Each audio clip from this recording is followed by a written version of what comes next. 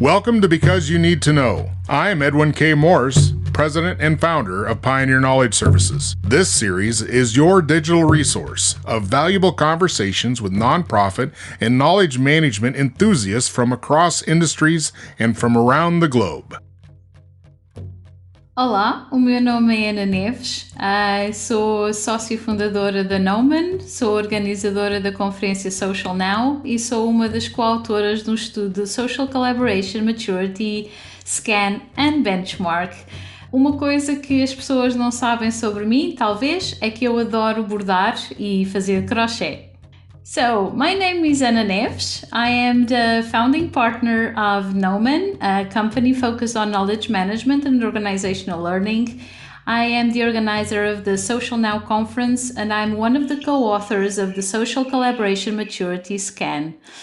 One thing that many people probably don't know about me is that I am addicted to crocheting and needlework. That keeps me busy in my free time. Ik ben Jaap Linssen. Ik woon in Amsterdam, in Nederland. Ik ben eigenaar van Orange Trail en wij zijn een bureau met 12 mensen. En we specialiseren ons in inclusieve communicatie, in slimmer samenwerken en in lerende organisaties en kennismanagement. Leuk om te weten, mijn zoon is vandaag 18 jaar geworden en wordt nu officieel tot een volwassene gerekend. Hi, I'm Jaap Linssen. I am the owner of a company called Orange Trail in Amsterdam, the Netherlands. We specialize in inclusive communication in organizations, working smarter, and in accelerating learning in organizations through knowledge management. My son's turned 18 today, and so in our law, he's officially a man now. So it's been a big day, and I'm glad to be on the show. And like Anna, I co-authored the benchmark report with Anna. How long and why has this survey and study been going on? We've done the study twice, so that's 2 years. The actual model that's underlying, we've been using for 7 or 8 years in our consulting work with clients to actually guide them on the journey of getting more value from the social networking platforms and the collaboration and knowledge sharing that they do. So it's been there for about 7-8 years. Okay. And Go ahead. One of the interesting things about the scan is that the first edition was actually started before the pandemic. We didn't know it was coming, obviously, and we certainly did not bring it on. But we do have the data before the pandemic, which meant that we, by chance, got the opportunity to compare things with the between and after, or during, rather. Yeah, I'm sure that has influenced many behavioral changes in organizations, for sure.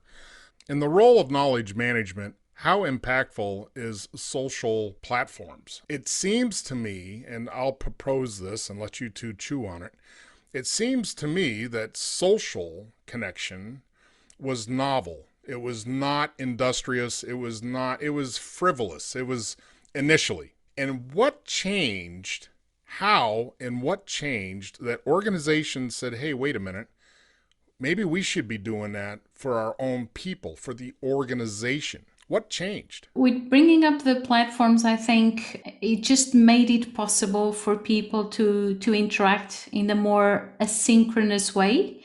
And actually, one of the good things about the pandemic, if I may say so, is because so many people had started using the platforms that even unknowingly, they started to document some of their decision making, some of the thinking behind their decisions, some of the things they're doing. And although they're not doing it as much as one would like, and maybe certainly not consciously, there's a lot more than it was before. Maybe to add to your answer, I have two answers to your question, I guess. One is nothing changed. We do find also in the results that we see it now also in our work, also during the pandemic, that basically people stick to their processes in the way they do things. They just change the technology. But if you really look at knowledge workers, they've been doing the same stuff for hundreds of years. We've been putting stuff in folders. Now we do it on computers. And so from that perspective, I don't think anything has changed. I think where things did really change, I think, is with that social technology. I remember vividly, I think in 2008 or something like that, I read an article from a guy called Andrew McAfee, a knowledge professor, I think at Harvard. He talked about above the flow and in the flow knowledge management, where he said that if you can actually make knowledge management a product of in the flow work, to make it part of your work, it's likely to be far more successful than when you have to do it as an extra activity. That is the thing where I think that social can actually be the element that makes knowledge management a lot more powerful and a lot more successful when you what we call work in a narrative. So narrate your work and work out loud. All those terms that are being used. You're doing your work on that platform, and you're leaving knowledge behind, and you're also leaving the contextual information and not just the files behind. So people can go back and see what happened, what decisions were made, what knowledge was used. And I think that's the big game changer that has changed. And you see some companies or people in companies really get that and really understand that, and they really take off. That to me is the big change, and also the big promise that this technology has to organization. But the majority still, when you give them a social platform, think it's an intranet, publish articles on it, and don't think about dialogue or anything like that. Yeah, so Good point. Anna? Going back to what we were saying about having the data before the pandemic and now, one interesting thing that kind of took us by surprise was that the amount of asking for help and discussions happening in private direct messages, in one-to-one or in closed group spaces, it's a lot higher than it was before the pandemic. And that surprised us because we did see a big increase in terms of the number of teams, for instance, using these platforms. But they're using these platforms to have their calls, their meetings. But when it comes to asking for help or sharing stuff with each other, they rely on their personal contacts a lot more. And that is kind of obviously against the whole spirit of these Yeah. platforms. The concept of getting out of the one to one and getting into the one to many and making it more rich and robust for everyone seems to be, maybe it's a framework that operations and organizations have painted themselves into a corner with because they're still thinking email. You know, organizations that have grown up to operate in an email system is going to be a hard press to get them to come over, I think, to use all the utility that's in a social platform. yeah. I think there's actually two elements there that these platforms are fighting against. One is the emails, the other one is meetings.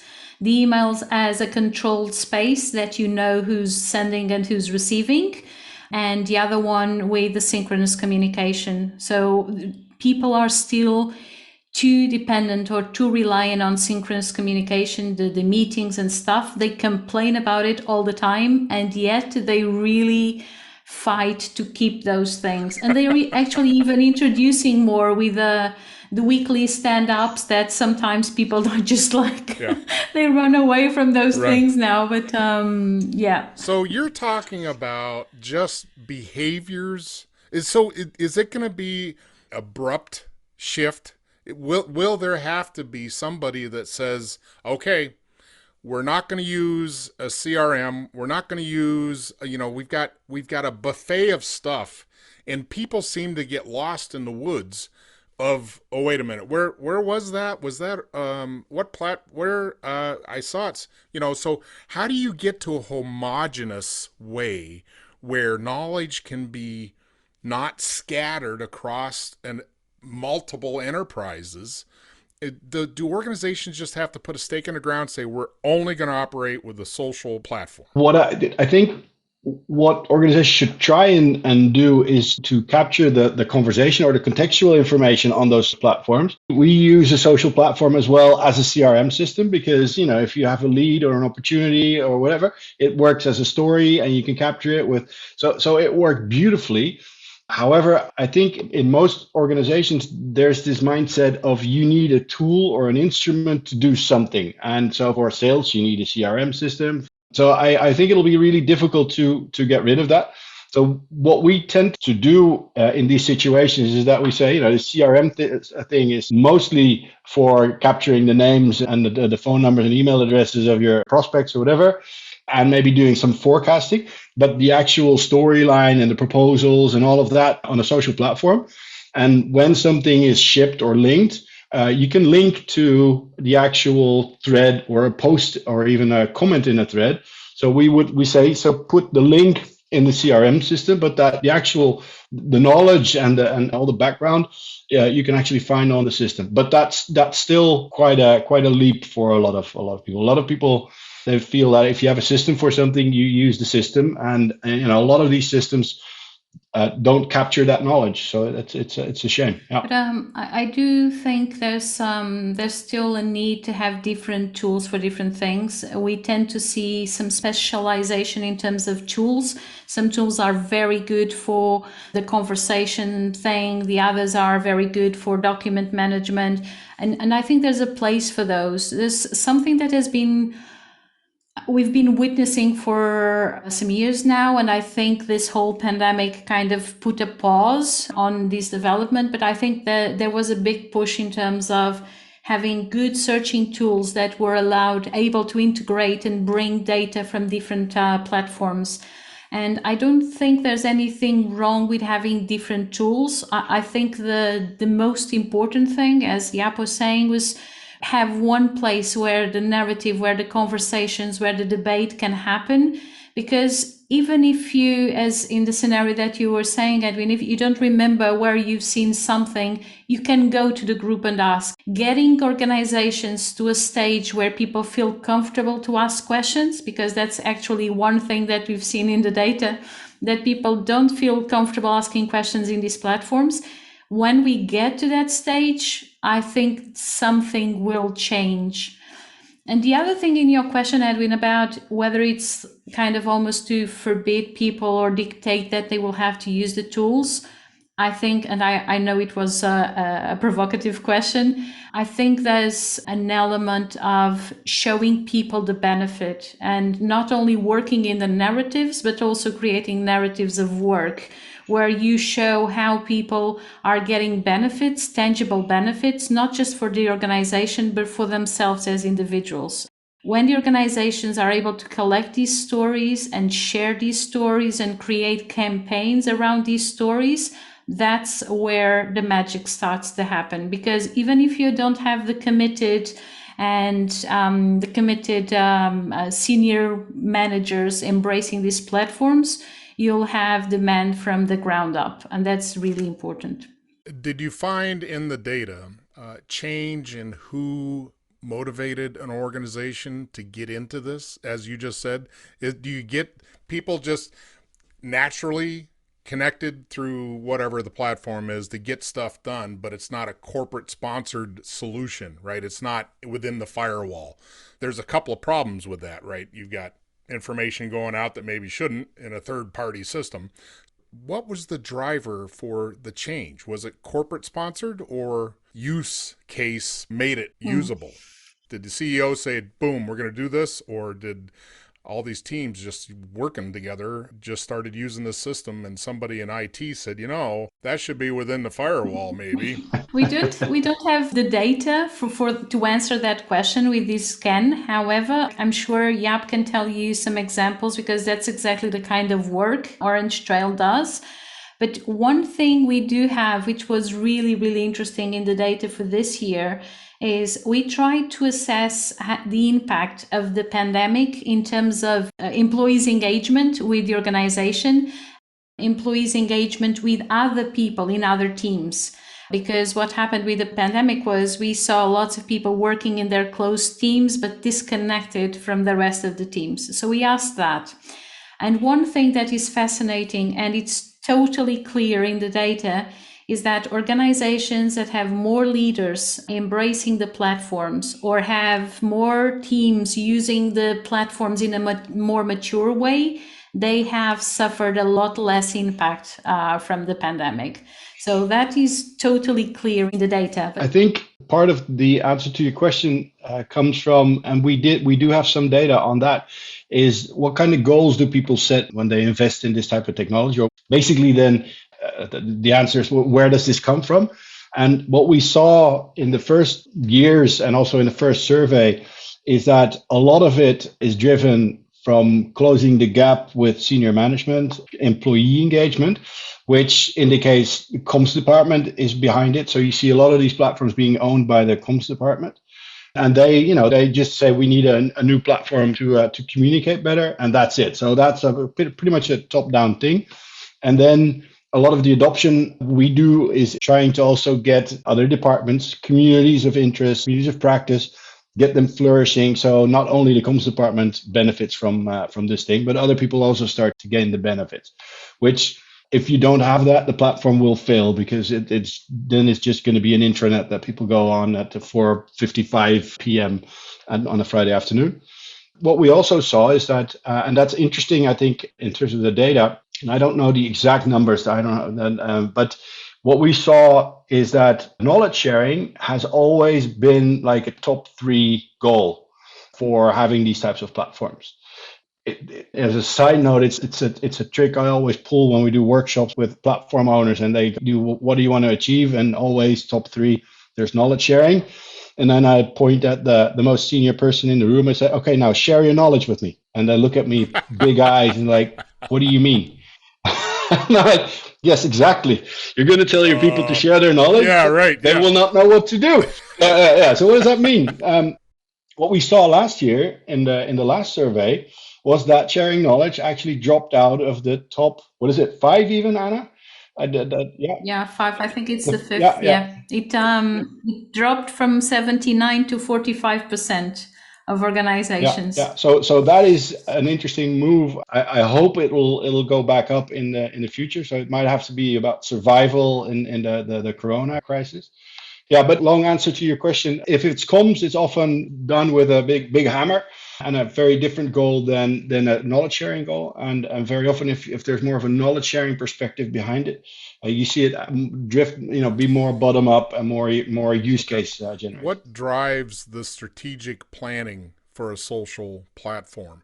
I'm glad you brought that up, because I think that in most tool adoption, it seems to me that the folks, the CTO or the IT folks, whoever's got the reins of that domain in an organization, I wonder if there's a complete connection to tool adoption and the organization's strategic planning.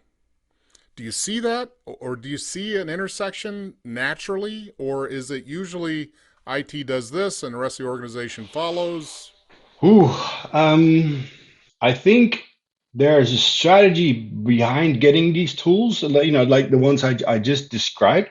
However, they're never strategized, or they're never made, they're never executed, because we're going to get these tools to do engagement and knowledge sharing and connecting people, but then they don't really execute on that, or they don't figure out what is connecting people, because just connecting people has no value. You want to connect to make something happen, right? And what that is, they don't really make specific. They don't go out and figure that out. So how can we make connection valuable? Right. In as much as that, how would they even measure what success was in that system? If they say those are the top three reasons we need to spend money on this thing, and then nobody follows up with a, well, what did we accomplish? Likes on the CEO post. That's as It's far as not, it goes. yes, exactly. And it's not, it is funny, but it's very true.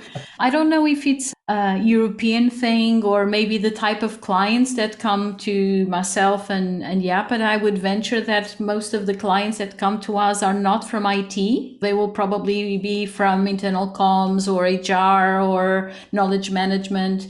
But having said that, I still do see a lot of these initiatives taking place in teams that are from one department. So data is showing that there's been a bit of a progress there. So there's starts to be more joint efforts with teams of people from IT or from comms.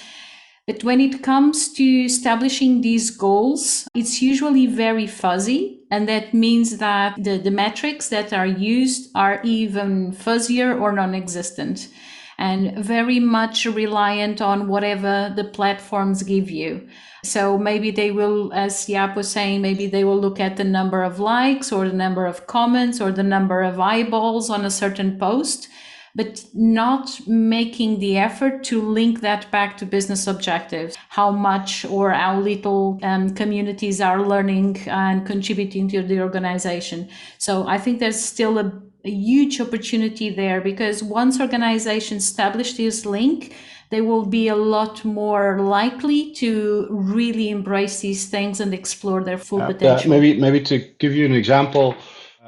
So we work a lot with communications departments, and you ask them when are you successful, and very often they don't get a lot past. We write an article about a change that needs to happen, and so many people seen it, and so many people liked it.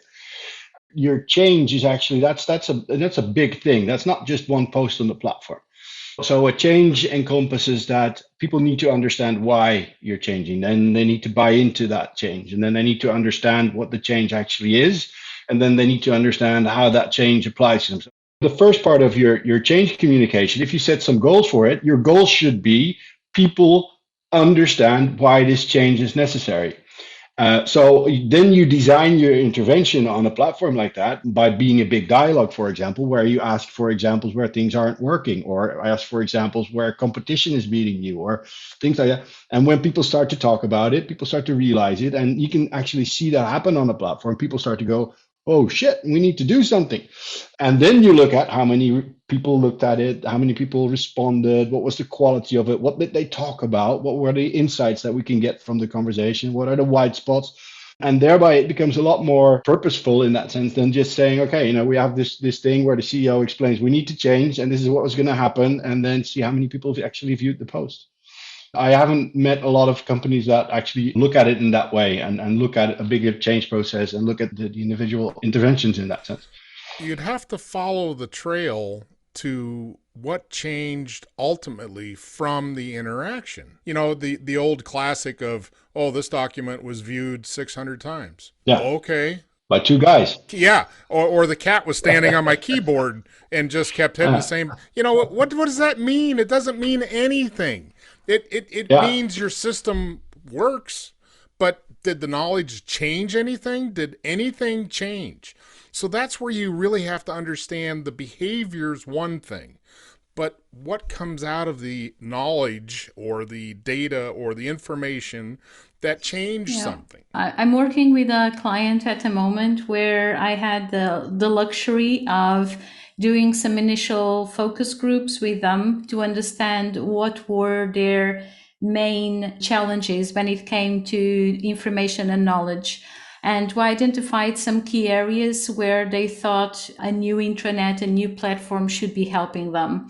What we're doing at the moment, and I was actually looking at the data before our call now, was to see if the new intranet has helped or not with each one of those things.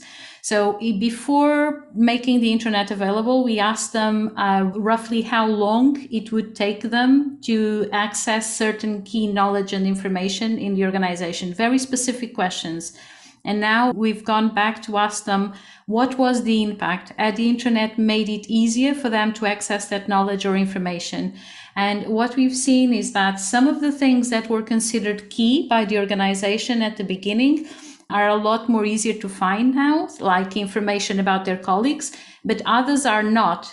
Actually, we know why they're not, but we can pinpoint and focus in terms of future development. And that's the impact these things can have. And it's a lot easier now to go back to the admin board and say, guys, this is the impact this is having. And if we could go, and actually the fact that we took time, how long it would take people to get that information, we can transform that into money, because we know like the average salary of an employee there. So we can transfer that to money. And that is very powerful. But not all organizations are prepared to do it or to invest time in doing this exercise. Yeah, the cost avoidance is probably the simplest way to show value, right? To say, look how much money you save by having a solution versus not.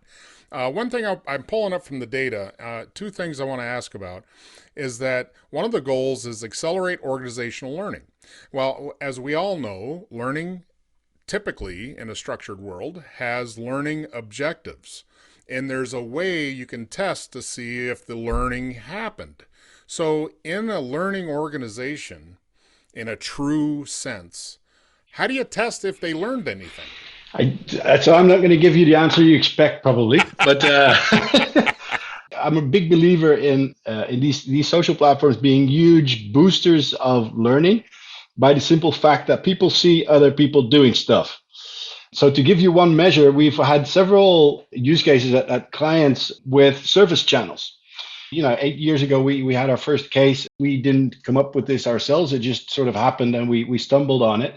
But what we noticed there was this was a bank, and they had an application where they would figure out if a company could get a loan. And 6,000 bankers used that application. It was really bad application. So they got a lot of phone calls to the service desk. Okay. Especially if they changed anything in the application, nobody would know what to do, and the service desk would get hundreds of calls. So the simple thing that we noticed when we opened up a community where people could ask questions, and what was interesting is that in a service desk environment, if you have prio 4, you get an answer in 10 days because they can take 10 days. It takes 10 days. But what happens in a community is people just see it pop up and answer straight away, and also give a good answer because there are pictures on the screen. What we saw happen there was that questions were answered quite quickly. This became the preferred place to go because you would get an answer straight away. What we hadn't expected was that the number of calls would drop significantly because if there would be one issue, they would get 50 calls and nobody would know from each other what was happening. So they would learn from the questions other people were asking. The measurement that we had there of the learning was actually that the help desk, the number of calls about that specific tool went down significantly, but also the number of errors in the loans that were given actually also were reduced because people were learning from the stuff that other people were doing. So it's not an exact answer to your question in terms of learning, but it is. No, it's a good. It's definitely a good way to look at the results, right? What we changed and what the results were, and things to look out for. I think that's an easy way to start to think about how an organization can become more proficient with its knowledge. What was the big aha moment out of this latest report? Yeah, Is it a long list? What? What is it? What? No, it's. I think the biggest aha or oohoo to me was that nothing changed really. So a lot more people came on, but people just didn't. The maturity of the usage of this technology, so getting real value from it, went down. More people came on. The way it was used was less valuable than it was before. And I guess that's because the laggards also joined. So there's some Yep. explanation Yep. to it. But the we had expected to see some serious improvements, and they weren't there. What drives that? The lack of curation? Did they just throw the tool out there and let people just do what they want, or is there nobody sponsoring what could be done in this platform?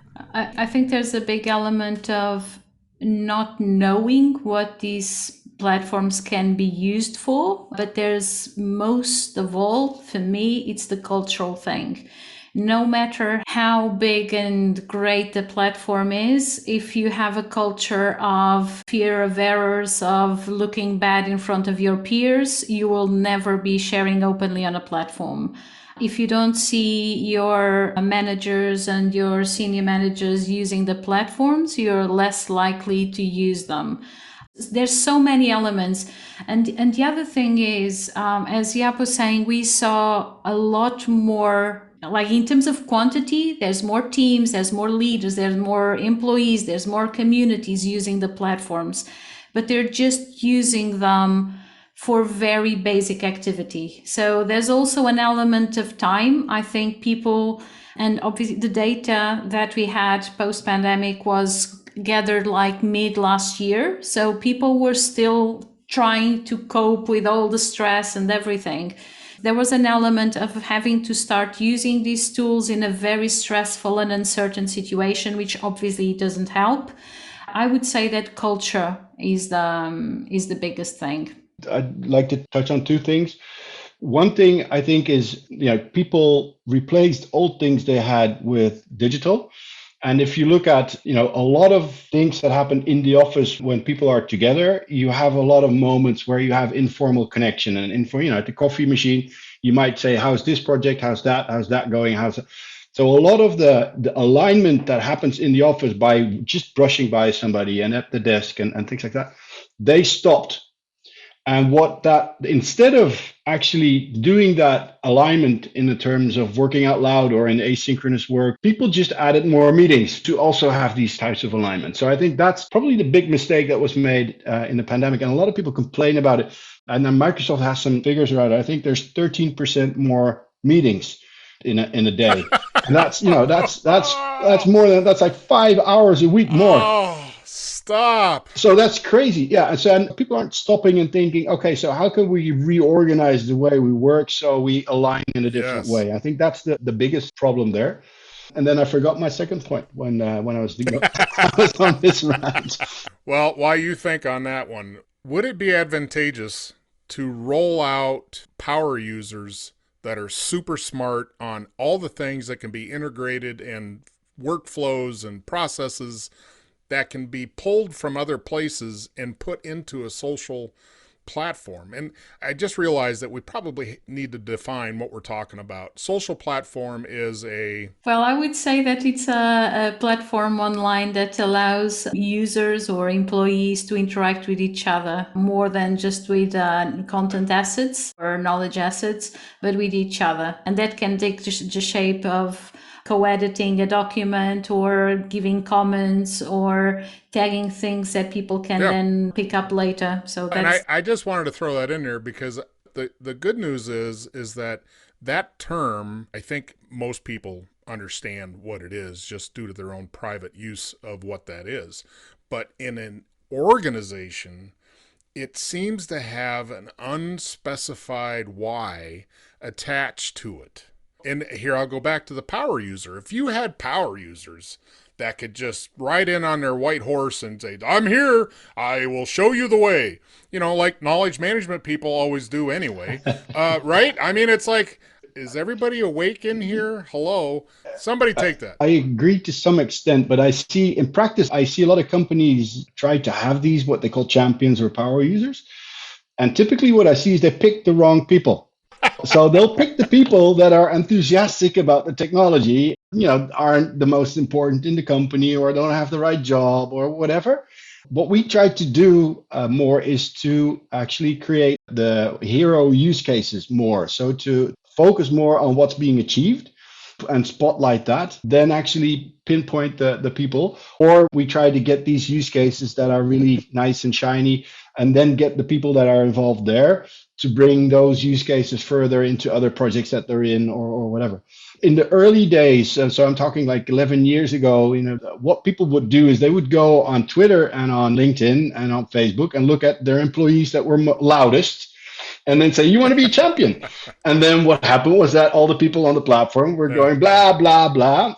When they select the champions, it's they should select the people that want to solve a business problem and not so much the people that So with that in mind, it almost sounds like the best way to impact the organization's use and concerted effort of why they're using it is to not have a champion so much, but just supplement, go over to the boss and say, if you do this and then do that, you're going to look super smart and it'll example what we're trying to do here. So you're just kind of like little left, little right. People will see the value instead of somebody telling them about the value. Yeah, and we sometimes approach these programs so like an innovation funnel where you have to drop in 100 ideas to get one really or two really good things out.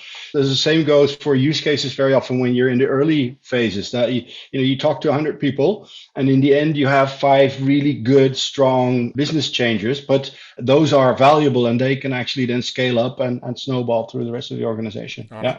And in terms of the work of these champions or ambassadors, sometimes I refer to them not necessarily to the people who are using the technology in the best possible way, but more about the people who are the eyes and ears of the project team and try to spot what is being done neatly using these platforms.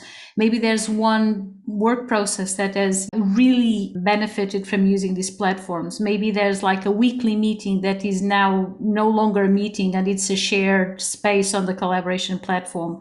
And these people should be there to spot these examples and then bring them back to create what Jaap was saying as referring to as the hero stories. And those are extremely, extremely powerful. So all you need is marketing. Good Yeah. marketing. In the Huh? end, it all comes down to marketing.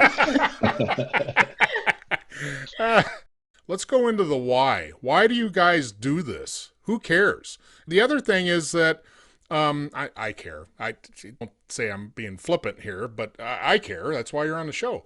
But I think it's powerful that somebody's doing this because two things. You're working with folks communicating data or collecting data that can help drive and identify gaps.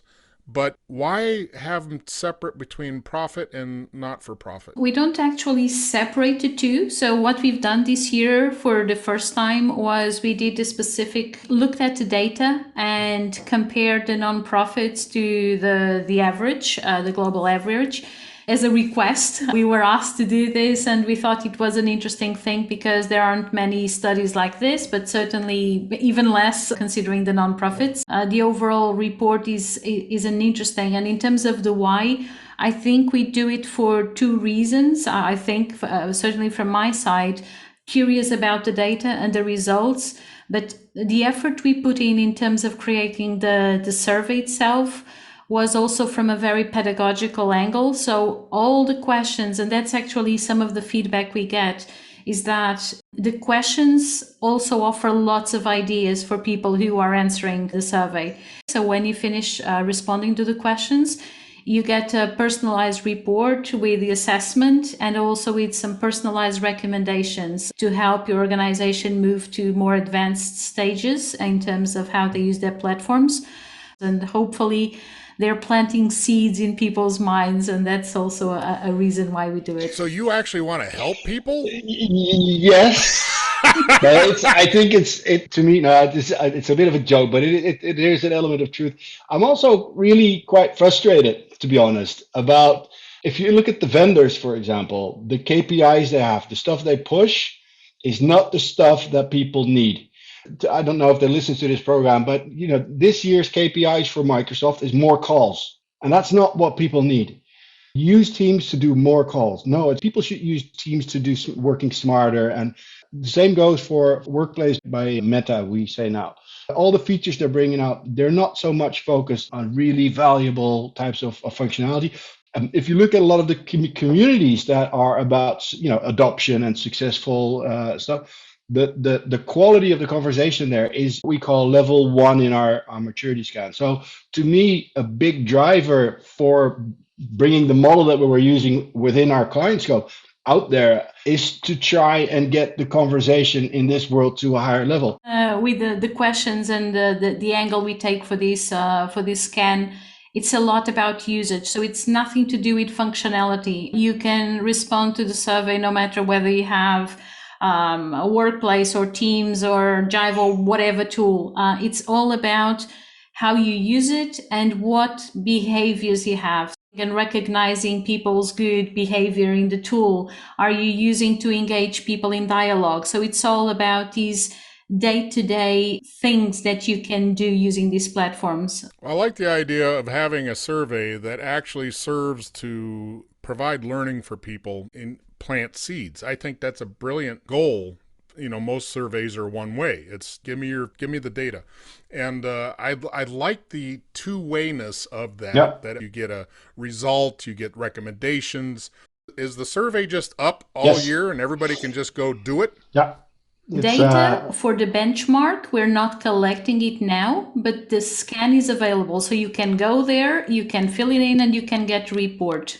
The actual call for taking the survey is in a specific date and time group, and then it's just up there for your own general purpose to go figure out where you're at in the model, and you'll get some ideas. Yeah.